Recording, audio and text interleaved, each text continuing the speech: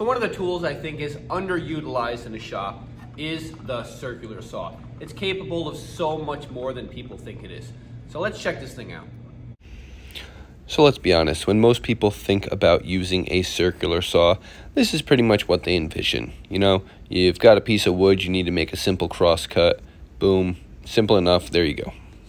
So that was just a simple cross cut, something you usually do on a miter saw or maybe a circular saw. But what if I didn't want to cut all the way through? What if instead of cutting this in half, I was just trying to cut a channel in this? You can actually change the depth for how far your saw is going to cut.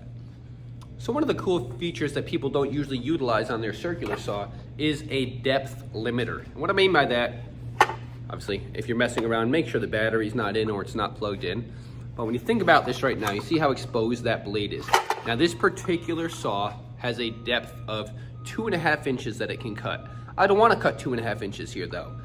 Whenever you're using tools, you want to minimize the amount of blade that's exposed. So even if I was just cutting through this piece of oak right here, that's about 1.5 inches thick. I could set this so that instead of having all of that extra blade, it would only have a little bit exposed, which makes it safer to use, less likely where I'm going to cut something underneath what I'm actually trying to cut through, or, you know, cut a finger off. So here's how this works. On this particular saw, I have a little lever right here.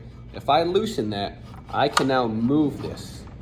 By moving that, if you look at how much blade is exposed here, as I move this out, there's less distance between the tip of the blade and there. So if I locked this in right here, and I go to cut now, that's how deep it's gonna cut through. So I'll just do a quick demo. I'm gonna make it so it doesn't cut all the way through this piece of oak. So again, I'm gonna loosen that. I'm gonna set it right about there.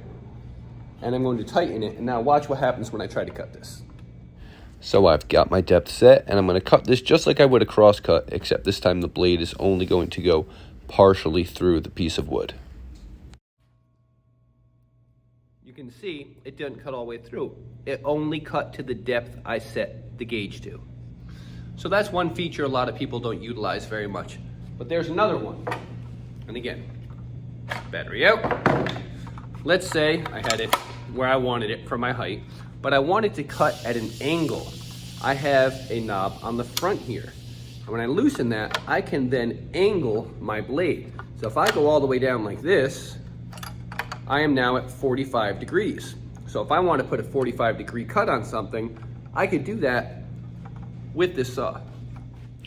So a couple things I want to point out here. One, this is a battery-powered saw with enough oomph to make it through this 1.5 inch thick oak.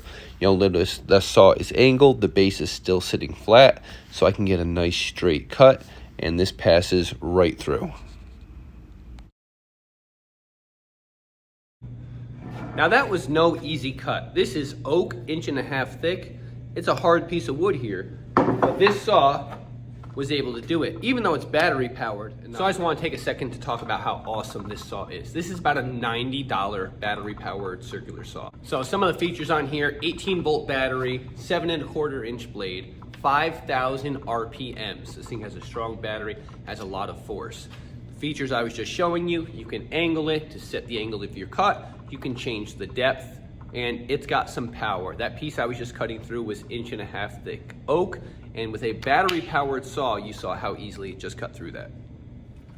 This saw has a maximum depth cut of 2.5 inches, so it can get through most things you need to do. And I know a lot of people are not familiar with the Woodstarter brand. It is pretty new. It is growing pretty quickly. I have their circular saw, I have their jigsaw, and I have a nailer stapler combo from them. And all the tools work great.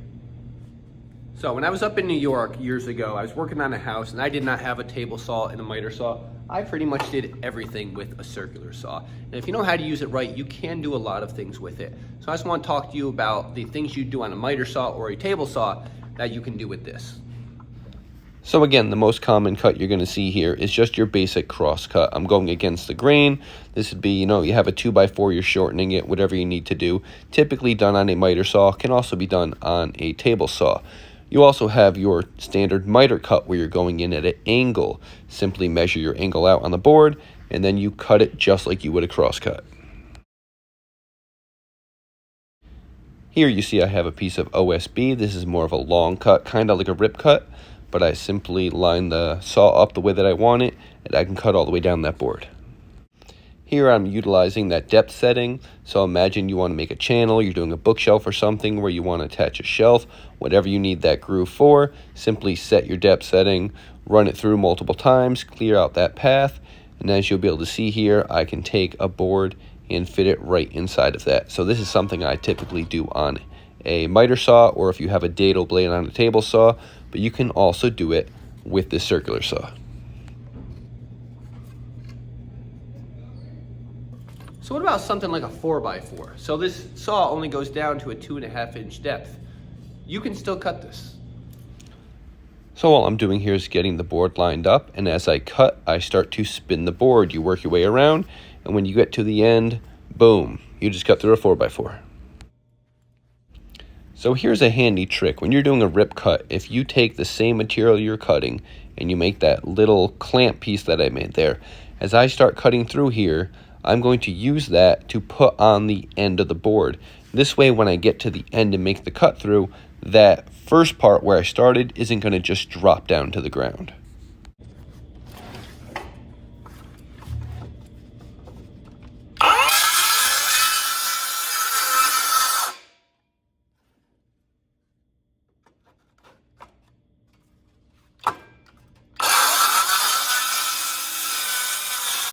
You can imagine how handy this would be if you're cutting a really big piece of plywood. So as you can see, a circular saw can do a lot more than just a basic cut. If you're looking to do rip cuts or cross cuts, this is a great tool for it. This specific one, there's a link below if you want to check it out. Again, this is the Woodstarter Cordless Circular Saw. Runs about $90. It's a great saw for the price.